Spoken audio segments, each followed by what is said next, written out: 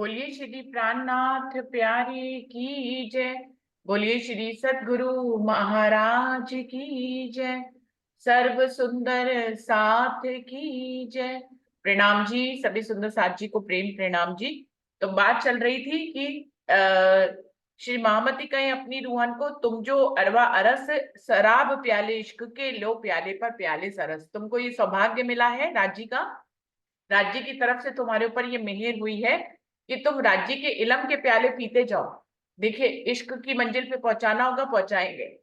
और तब तक आपको किसमें आराम करना पड़ेगा? राज्य के इलम में आराम करना पड़ेगा। राज्य इलम दे रहे, जो सुख दे रहे वही सुख लेना चाहिए, पूरे दिल से लेना चाहिए। उसमें कोई भी उदासी का कारण नहीं होना चाहिए। देखिए, विरह आ रहा है इश्क के लिए तो एक अलग बात है, आप विरह करिए, विरह तो एक अच्छी अवस्था है।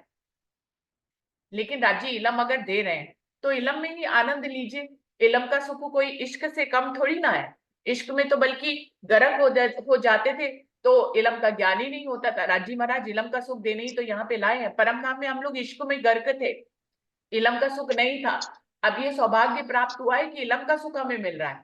तो इलम का सुख मिल रहा है तो इंद्रावती जी कह रही है, तुम्हें इश्क की शराब मिल रही है, इलम के माध्यम से प्याले पर प्याले लेते जाओ। इस चौपाई का भावार्थ भी लिखा हुआ है। इस चौपाई में ब्रह्म सृष्टि की यह कसौटी बताई गई है कि यदि वे अपने दिल में धनी का प्रेम नहीं बसा सकती तो उन्हें धनी की अर्धांगिनी कहलाने का कोई अधिकार नहीं है। ब्रह्म सृष्टि की गरिमा ही इसी में है कि वह धनी के हृदय से प्रभावित होने वाले प्रेम की अमृतमयी धारा का रसास्वादन करती रहे। प्याले पर प्याले लेने का तात्पर्य कई प्याले लेना। सामान्यतः यदि कोई एक प्याला भी ले और उसे अन्य प्यालों को पीने के लिए कहा जाए तो उस समय प्याले पर प्याले का कथन चरितार्थ होता है। यानी कि इलम के प्याले अगर आपको मिल रहे हैं तो आप पीते जाइए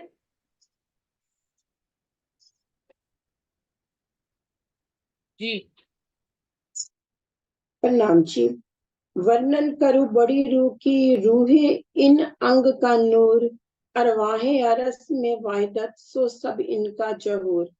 वर्णन करूं बड़ी रूह की, बड़ी रूह का वर्णन कर रहे हैं इंद्रावती जी इन चौपाइयों में कि वर्णन करूं बड़ी रूह का। बड़ी रूह यानी कि श्यामा जी महारानी का स्वरूप का वर्णन। रूहे जो है इनका अंग का नूर है। सुंदर साथ जो है वो श्यामा जी का अंग है, तभी सुंदर बाई का अंग बन के ही सुंदर साथ कहलाता है। आत्माएं सुंदर बाई का ही अंग है, इसलिए सुंदर साथ कहलाती है। लेकिन वर्णन करूं बड़ी रूह की, श्यामा जी महारानी का स्वरूप का वर्णन आ रहा है कि जो अरवाहे अरस में वाहिदत एक दिली है। परम धाम में तो है ही एक दिली।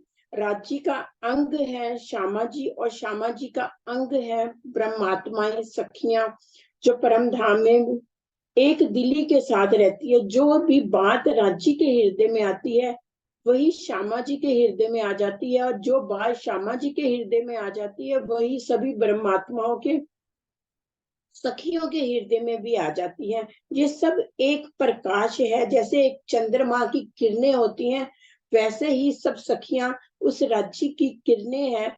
एक बड़ी रूह है जो ठुकरानी जी कहलाती है, श्यामा जी महारानी है। प्रथम लागू दो चरण को, धनी ए न छुड़ायो छिन, लांक तली लाल एड़िया मेरे जीव के ही जीवन। सर्वप्रथम मैं दो चरणों में अपने आप को समर्पित करती हूँ, प्रणाम करती हूँ। हे धनी जी, इन चरणों से हमें विमुख मत कीजिएगा, क्योंकि ये चरण कैसे हैं? धनी के चरण हैं। यानी कि सखियां कहती है कि ये हमारे ही तो चरण है। हम अगर धनी जी के अंग हैं, श्यामा जी के अंग हैं हम, तो ये अंग हम अपने ही तो हैं। तो लांक तली लाल एड़ियां कैसे हैं धनी के चरण? लांक तली लाल एड़ियां, धनी के चरण जो गहराई है, पैरों के नीचे जो गहराई बनी है वो लाल लाल रंग की है। लालिमा युक्त धनी के चरण है और एड़ियां भी लालिमा युक्त हैं। इनको जब देखते हैं, ये मेरे जीव का जीवन है।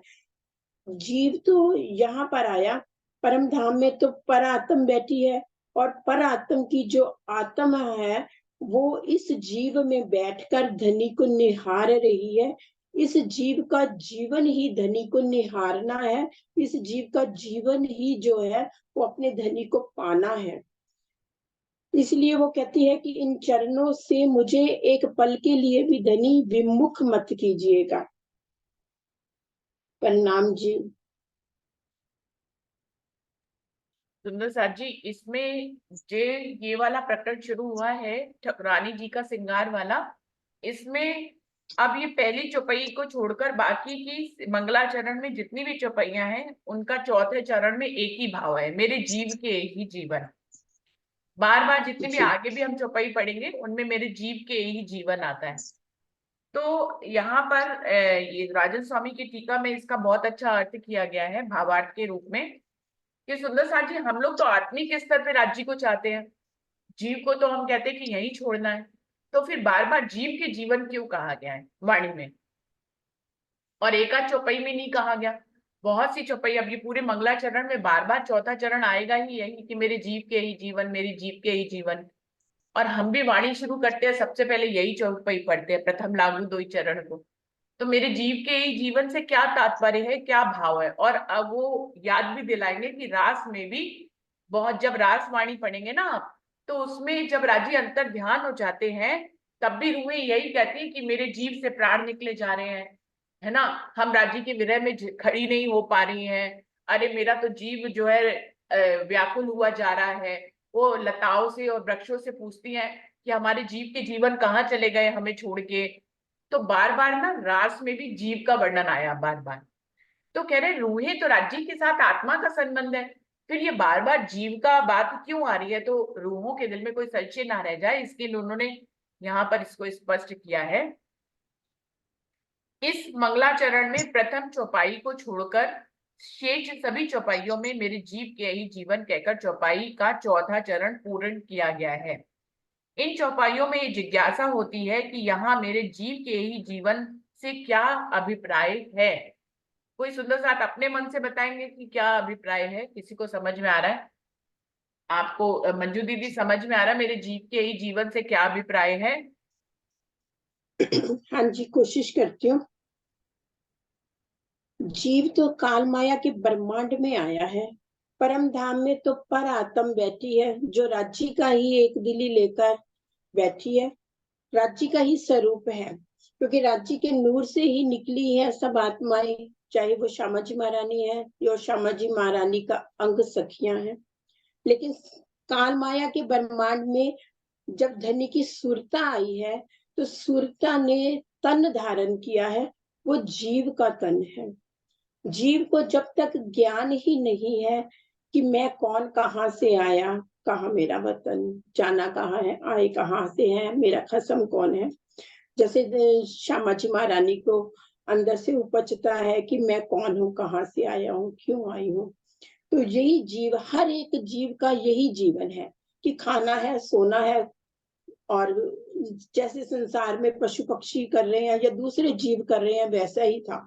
लेकिन जब ज्ञान हो जाता है तब वो आत्म पर अंदर से पूछती है कि मैं कौन हूँ, कहाँ से आई हूँ।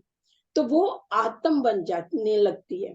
वो बीज जो धनी का अंकुर फूटता है तो वो बीज से फूल बनना शुरू हो जाती है, अंकुरित होना शुरू हो जाती है कि मैं कौन हूँ, जानू कि मैं कौन हूँ, इस संसार में आई क्यों हूँ। तब वो जीव ही रहता है, जब तक उसको पहचान नहीं होती वो जीव है। लेकिन जब उसको अंदर से ये फूटना शुरू हो जाता है, अंकुरित होने शुरू हो जाती है, पहचान करने की एक तड़प सी लगन लगती है, तब वो जीव आत्म की ओर प्रवेश करना शुरू कर जाता है कि मैं कौन हूँ, मैं कहाँ से आया हूँ। वो फिर जानने लगती है कि ये संसार जो बना है क्यों बना है, ये जिसको बनाने वाला कौन है। तो वो जीव आत्म फिर आत्म जब जागृत हो जाती है वो अपनी पर आत्म से मिलती है, वो पर आत्म धनी के चरणों में बैठी है, तो वो फिर अरस परस होने लगती है। ये जीव है, यही जीव का जीवन यहाँ पर तब बन जाता है कि जब वो कहती है कि मैं हर पल धनी के ही इश्क में गर्क रहूं, धनी की सेवा में ही लगी रहूं, धनी का ही हर काम करूं, वो जीव का जीवन बन जाता है। मुझे यही हाँ, समझ आया है। जैसे कि प्रणाम जी। मंजू, हाँ जी, कोई और सुंदर साथ कुछ कहना चाहेंगे इस बारे में? जीव के जीवन क्यों कहा गया है? कोई और सुंदर साथ इस पे कोई भाव रखना चाहेंगे? वो जीव के जीवन इसलिए भी कहा गया है कि राजी ने खुद ही वर्णन अंदर बैठकर धनी का आवेश ही कर रहे हैं ना। इंद्रावती जी बार बार यही कहती हैं कि मेरे में तो इतनी वो है नहीं बुद्धि, तो राज्य का आवेश और उनकी बुद्धि ही काम कर रही है। तो जब जैसे ब्रिज से जीव तो यही रह गए थे ना, जब बंसरी बजाई जोग माया में जाकर 11 दिन और 52 दिन के बाद, वो 52 दिन का जब विरह सहन किया है, तो जीव तो यही का यही रह गया। परंतु वो पहुंची है, उनकी सुरता पहुंची है। पर जो जिस जीव के ऊपर बैठे थे, जैसे रास में वो पहुंच गई, तो उथला वचन कहे अपने कृष्ण जी ने, और तब तक वो उनको तारतम्य ज्ञान नहीं मिला था। तब उसमें फिर रास में गए हैं, तो रास में वो जो जीव कह रहे हैं ना, और उन जीवों को अखंड करना था, अखंड किया, वहीं पर वो जीव ही तो अखंड हुए हैं ना। ऐसे ही आत्माएं जिनके ऊपर बैठी है, जीवों के ऊपर पता नहीं उन जीवों ने कितनी कस्तियां करी होगी। अब देखो जैसे देवापी है, जब उनको पता चला है कि अपने 28वें कलयुग में आ रहे हैं, पूर्ण ब्रह्म अपनी शक्तियों के सहित आ रहे हैं, तो वो तब से ही बैठ गए। देवापी जी बैठ गए, मरु राजा है, देखो राजा कुल है, और वो तब से बैठे हैं कलाप ग्राम में, वो तप कर रहे थे। तो जैसे अभी बताया ऊपर चौपाइयों में आया है ना, पता नहीं हम भी कितने, ये हमारे जीव भी, और पिछले टाइम हमने कभी थोड़ा बहुत तारतम का लिया होगा सुन के, जैसे अब भी हम बचपन से सुनते आ रहे थे भी। राजी है, श्यामा जी है, हमने बस सुना और ये ध्यान नहीं दिया। और वो जीव इस बार पूरा फिर परिणामी में, और जूम कोरोना करा, जूम के थ्रू ये राजी बना, और वो तड़प होती है। अब हम पिया जी की जैसे अर्जी भी पढ़ते थे, पिया तुम हो तैसी कीजियो मैं अर्ज करूं मेरे पियो जी। वो जीव जीव ही अर्जी करता रहता था।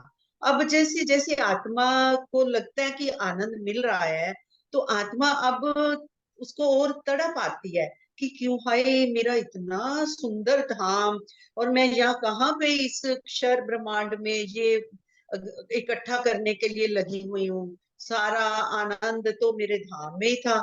अरे मैं वहां बैठी धनी के चरणों में हूँ, धनी मेरे को देने के लिए आए हैं। तो मेरी आत्मा जो है, जब तक आत्म पहचान नहीं होती तब तक जीव, और जीवों को अखंड करना है आत्मा के थ्रू। तो अखंड करना है तब तक तो ये जीव ही है, तभी जब यहाँ भी अब भी हम ज्ञान ले रहे हैं तो जीव के थ्रू ही ले रहे हैं ना। तो मेरे जीव के यही जीवन है, ऐसा मेरे को भाव। कोई और सुंदर साथ कुछ कहना चाहेंगे? प्रतिभा दीदी तो कहती, लेकिन उनकी आवाज ही नहीं आ रही है। कोई और सुंदर साथ कुछ कहना चाहेंगे? देखिए, मैं राजन स्वामी जी के टीके से पढ़ रही हूँ कि मेरे जीव के ही जीवन से क्या अभिप्राय है। आपके दिल में ये जिज्ञासा हो सकती है, क्या जीव इनके बिना नहीं रह सकता, या आत्मा नहीं रह सकती? क्या भाव है कि मेरे जीव के ही जीवन, तो इस चौपाई में क्या कहा गया है कि मेरा जीव राज्य के बिना नहीं रह सकता, राज्य के चरणों के बिना, या वो ये कह रहे हैं कि मेरी आत्मा राज्य के चरणों के बिना नहीं रह सकती? यदि यहाँ आत्मा का प्रसंग है तो जीव शब्द क्यों लिखा गया है? और यदि जीव के लिए कहा गया है, तो जीव कैसे राज्य के चरणों के बिना नहीं रह पा रहा है? तो वो कह रहे हैं चेतना के 3 स्वरूप होते हैं। सुंदर साथ जी वो बता रहे हैं, राजन स्वामी, कि चेतना के 3 स्वरूप होते हैं। जीव चेतना, ईश्वरी चेतना और आत्मिक चेतना। 3 तरह की चेतना के स्तर होते हैं। जीव शब्द का भाव मात्र काल माया एवं योग माया के ब्रह्मांड में ही होता है। वह यहाँ जीव भाव को 2 रूपों में व्यक्त किया गया है, एक आदि नारायण का अंशीभूत चेतना और दूसरी आत्म चेतना। इन्हीं को ही जीव शब्द से संबोधित करके कहा गया है। सुंदर सा जी, समझ में आई बात? जीव भी जैसे कि 3 तरह की चेतनाएं होती हैं, उन्होंने कहा हमारे अंदर। एक होता है कि जीव की चेतना, जीव तो हमारे अंदर है ही है, जीव की चेतना तो है ही है।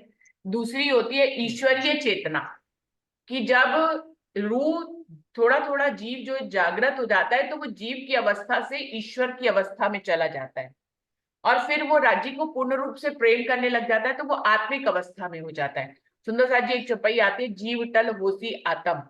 जीव भी आत्मा का ही स्वरूप बन जाता है जब वो सारा राजी महाराज के ज्ञान से ओतप्रोत अपने आप को कर लेता है, अक्षरातीत का ध्यान करने लग जाता है आत्मा के साथ, क्योंकि आत्मा उसके ऊपर विराजमान है। तो आत्मा का संग कहते हैं, संगत से हमारी जो है वजूद का निर्माण होता है। सुंदर साथ जी ऐसा कहते हैं ना सब बड़े लोग कि अच्छी संगत करो, अच्छी संगत करो, महात्माओं की संगत करो, संतों की संगत करो। ऐसा क्यों कहते हैं? जिससे कि हमारे विचार शुद्ध होते चले जाए। अब यहाँ तो जीव को ऑटोमेटिक किसका संग मिल गया? आत्म का संग मिल गया है, वो भी परम धाम की आत्म का संग मिल गया है। तो जीव भी क्या होता है, देखिए जब तक जीव जागा नहीं है तब तक आत्मा जीव जैसा व्यवहार करने लग जाती है, वो भूली हुई है आत्मा। तो आत्मा जीव का संग कर कर जीव जैसी हो जाती है। जब तक हम जागृत नहीं हो रहे हैं, हम राज्य के को समझ नहीं रहे हैं, हम राज्य की तरफ लग नहीं रहे हैं, लेकिन आत्मा जीव की तरफ के ऊपर आकर बैठ गई है, तो वो आत्मा भी जीव जैसी ही होती है। लेकिन जब जीव ब्रह्मवाणी के करीब आ जाता है, राज्य को प्यार करने लग जाता है, उनके ऊपर समर्पण करने लग जाता है, तो जीव आत्मा जैसा हो जाता है।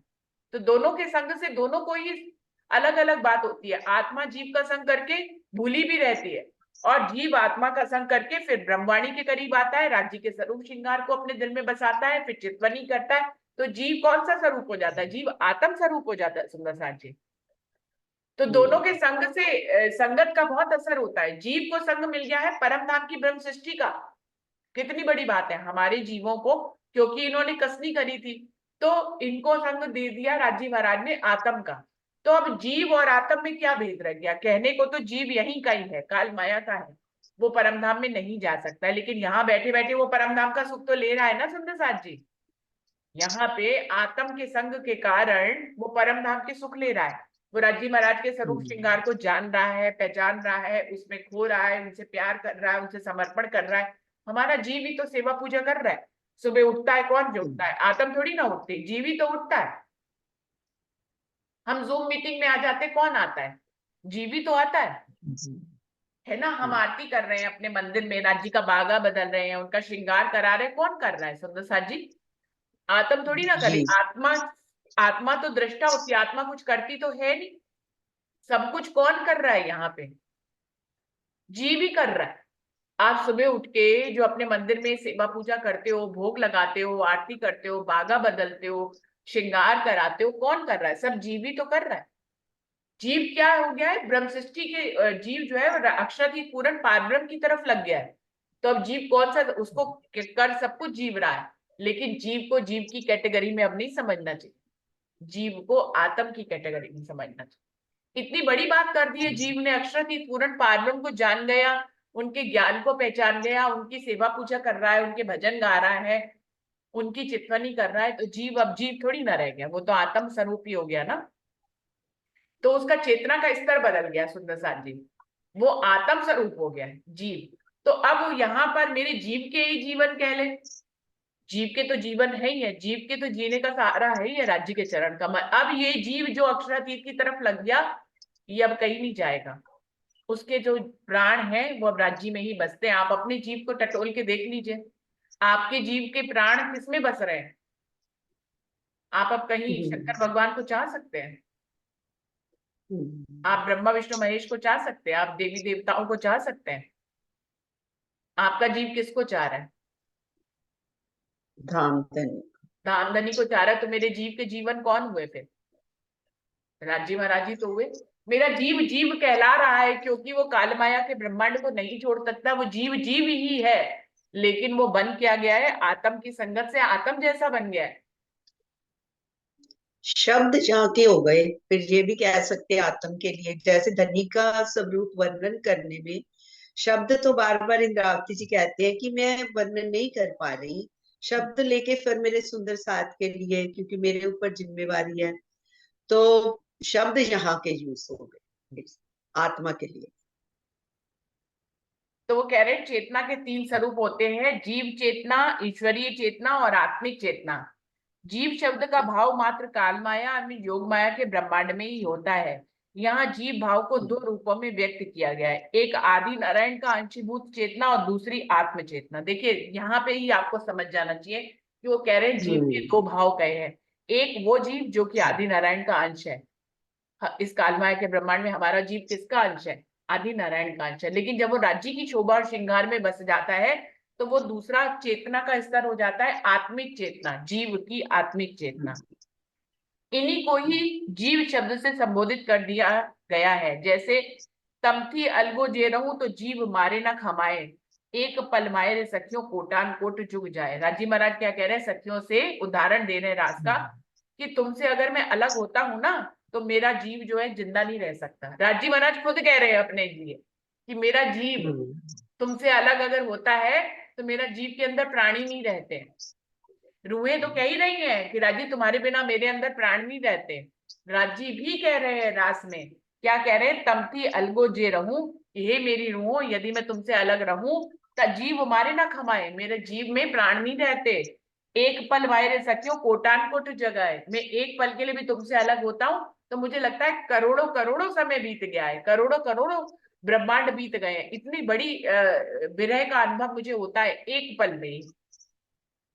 एवड़ा दुख ते का करो હું દઉં એમ કેમ છે તમે તમારા પ્રાણના પ્રીતમ બાંધ્યા છે मूल सने।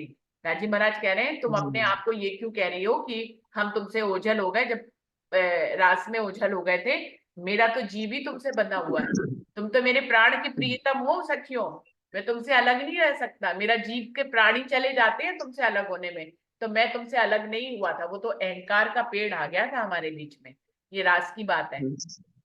ये कथन अक्षराधीश राज्य के हैं जो उन्होंने रास के ब्रह्मांड में सखियों से कहे थे, वो उदाहरण दे रहे हैं स्वामी जी। ये निर्विवाद सत्य है कि रास के समय श्री राज्य के उस नूरमयी तन में जीव का अस्तित्व नहीं था। ये तो हम सब जानते हैं ना, योग माया के ब्रह्मांड में राज्य चले गए थे, जीव तो सब यहीं के यहीं रह गए थे, वहां तो किसी जीव का अस्तित्व था नहीं। फिर राज्य महाराज क्यों कह रहे हैं सखियों से कि तुमसे मैं सखियों अलग होता हूं ना एक पल के लिए तो मुझे ऐसे लगता करोड़ों ब्रह्मांड बीत गए और मेरे जीव से प्राण ही निकल जाते हैं। तो राजी महाराज फिर क्यों कह रहे हैं कि मेरे जीव से प्राण निकल जाते हैं? रास में भी उन्होंने ऐसा खुद राजी महाराज ने कहा। तो हम सभी को मालूम है कि रास में कोई भी जीव का अस्तित्व नहीं था, फिर भी उन्होंने अपनी प्राण प्रियतम को जीव शब्द से संबोधित करके कहा है। इसी प्रकार 10 प्राणों का कथन भी मात्र काल माया के ब्रह्मांड में ही प्रयुक्त होता है, योग माया या परमधाम में नहीं, क्योंकि वहां जन्म मरण की प्रक्रिया नहीं है। आत्मा न जन्मती है न मरती है, जीव जन्मता और मरता है। तो जीव ना तो काल योग माया में है ना परम धाम में, क्योंकि वहां पे तो जन्म मरण की प्रक्रिया होती नहीं है। तो जीव कहाँ है? जीव का तो वैसे तो जीव का अस्तित्व तो सिर्फ काल माया में है, क्योंकि यहाँ पे ही वो जन्मता और मरता है। योग माया और परम धाम में तो जीव का जन्मना मरना होता नहीं है, तो जन्म मरण की प्रक्रिया है ही नहीं। फिर रास में अपनी आत्म चेतना को स्वयं धामधनी ने प्राण शब्द से संबोधित किया है। इसी प्रकार कलश हिंदुस्तानी में स्वयं धामधनी अपनी आत्माओं को अपने प्राणों का प्रियतम कहते हैं। राजी महाराज क्या कह रहे हैं अपनी सखियों को? तुम मेरे प्राणों के प्रियतम हो। तो प्राण किसको कहते हैं? जीव को ही तो प्राण कहते हैं, कि तुम मेरे जीव के प्रियतम हो, मेरे प्राणों के प्रियतम हो। और यहाँ पे भी हम राजी महाराज को क्या कहते हैं? प्राणनाथ। प्राण किसको कहते हैं? जीव, जीव का स्वामी हम कह रहे हैं उनको। प्राणनाथ क्या मतलब है? एक भाव है, कोई नाम नहीं है प्राणनाथ, एक भाव है। लेकिन प्राण का नाथ, प्राण किसको कहते हैं? जीव को कहते हैं। और वो कह रहे हैं प्रकाश हिंदुस्तानी में स्वयं राजी महाराज सखियों के कह रहे कि तुम तो मेरे प्राणों के प्रियतम हो। तो राजी महाराज भी तो अपने जीव भाव को ले रहे हैं कि तुम मेरे प्राणों के प्रियतम हो। प्रीतम मेरे प्राण के अंगना आतम नूर, मन कल्पे खेल देखते सोए दुख करो सब दूर। स्पष्ट है कि श्री मुखवाणी के इन कथनों में जीव और प्राण जीवन का बाह्य अर्थ न लेकर वो लाक्षणिक अर्थ लिया गया है और इन्हीं आत्मपरक माना गया है। इसी प्रकार श्री श्यामा जी के श्रृंगार वर्णन में कथित मेरे जीव के ही जीवन का भाव समझना चाहिए। यहाँ जीव शब्द का तात्पर्य आत्मिक भाव से ही है, आप उसको जीव भाव से मत समझें। किंतु यदि ऐसा भी माना जाए कि मेरी आत्मा जिस जीव पर विराजमान होकर इस खेल को देख रही है वह जीव धनी की वाणी से प्रेम की राह अपना चुका है और श्यामा जी के चरण कमलों को नहीं छोड़ना चाहता है तथा उनके बिना जीवित भी नहीं रहना चाहता है, तो इसमें कोई आपत्ति नहीं है। किंतु यह भी ध्यान रखने योग्य तथ्य है कि जीव को श्यामा जी के चरण कमलों का दर्शन नहीं हो सकता है। यह अवश्य वह अवश्य प्रेम के द्वारा श्री राजी के चरण कमलों का दर्शन प्राप्त कर लेगा। सागर में ये कथन इस तरह से है, बदले आप दिखावत प्यारी निस्वत राखे छिपाए। यही सिद्ध करता है कि वस्तुतः आशिक इन चरण की आशिक के रुचरण श्रृंगार के आधार पर यही कहा जा सकता है कि धनी के चरण कमल ही ब्रह्म सृष्टियों के जीवन के आधार हैं। भाव जो है यहाँ पर आपको आत्मिक लेना है, भले चाहे पूरी चौपाई में मेरे जीव के ही जीवन, मेरे जीव के ही जीवन आए, लेकिन जीव कौन है? जीव आत्म स्वरूप हो गया है, वो राज्य की सेवा और श्रृंगार को देख रहा है।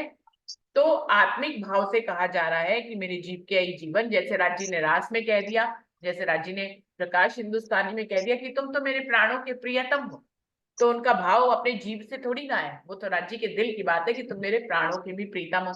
अब वही बात है कि सारी बात जो इंद्रावती बार बार कहती है कि यहाँ पे प्रेम की अधिक गहराई को व्यक्त करने के लिए कैसे कहा जाए कि तुम मेरे अति प्रिय हो, तो इसको कैसे कहते हैं? तो हम कहते हैं कि तुम मेरे प्राण के प्रीतम हो।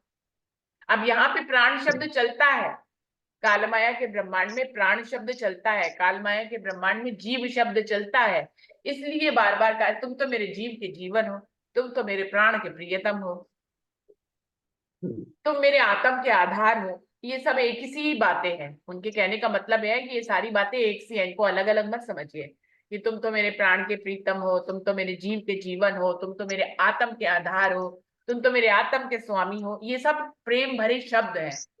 ये प्रेम भरे शब्द राज्य अपनी रूहों को भी व्यक्त करते हैं, रूहें भी राज्य को व्यक्त करती हैं, दोनों अरस परस व्यक्त करते हैं। इसमें सारा भाव आत्मिक ही है। अब लेकिन कालमाया के ब्रह्मांड में प्रेम को प्रदर्शित करते हैं तो यही के शब्द ले लेते हैं, तो कह देते हैं कि तुम तो मेरे जीव के जीवन हो, तुम तो मेरे प्राण के प्रियतम हो, तुम तो मुझे प्राणों से भी प्यारी हो। ऐसा कहते हैं ना, अरे मुझे मेरा बेटा तो प्राणों से भी प्यारा है, कहते हैं ना हम लोग, प्राणों से भी प्यारा है। अब जबकि प्राणों से प्यारा कभी होता है? आप कभी प्रैक्टिकल समझ के देखें तो कई बार ऐसा होता है कि मृत्यु बेटे की पहले हो जाती है, माँ जीवन में रहती है, अब जबकि उसके तो प्राणों से भी प्यारा था, वो जीवन बिताती है ना उसके बिना, प्राण कहाँ छोड़ देती है? क्योंकि छोड़ना अपने हाथ में थोड़ी ना है जो हम लोग प्राण छोड़ दें। लेकिन हम कहते क्या है कि मेरा बेटा मुझे प्राणों से भी प्यारा है, ऐसा कहते हैं ना। तो ये भाव है, प्रेम की गहराई को व्यक्त करने के लिए यहाँ पे यही सर्वोच्च वाक्य हैं जिनका हम इस्तेमाल करते हैं कि तुम तो मेरे प्राणों के प्रीतम हो, मेरे जीव के आधार हो, मेरे आत्म के प्राणनाथ हो, जो भी हम कहना चाहें। तो ये प्रेम भरे शब्द हैं जो राज्य रूहों को व्यक्त करते हैं और रूहें राज्य के लिए व्यक्त करती है, तो कह रही है कि तुम तो मेरे जीव के जीवन हो। देखो समय पूरा ना हो गया हो, 15-5 मिनट है, अभी 2 चौपाई पढ़ी जा सकती है, तो आशा दीदी आप ही ले लो। 3 और 4।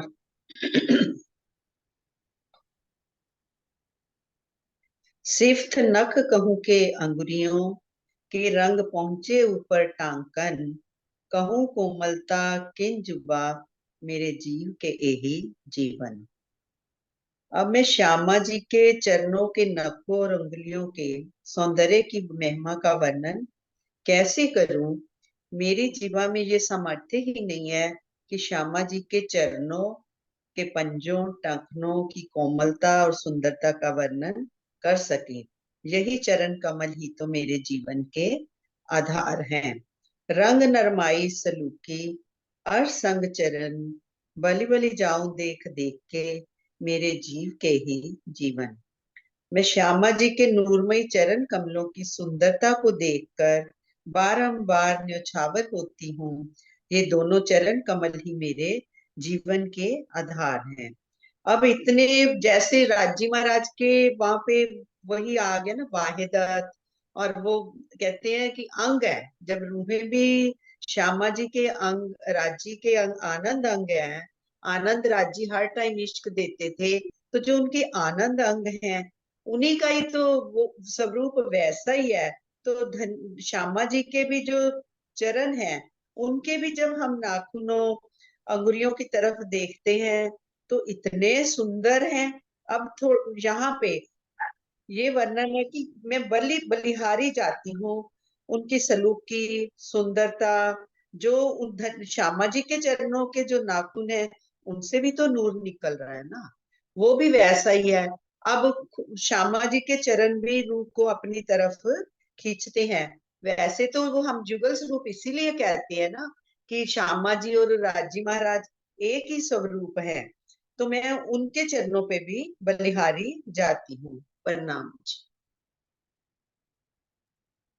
आज यहीं तक रखते हैं सुंदर साथ जी, समय समाप्त हो रहा है। बोलिए श्री प्राणनाथ प्यारे की जय। बोलिए श्री सद्गुरु महाराज की जय। सर्व सुंदर साथ की जय। प्रणाम जी, सभी सुंदर साथ जी को प्रेम प्रणाम जी। प्रणाम प्रणाम जी। प्रणाम।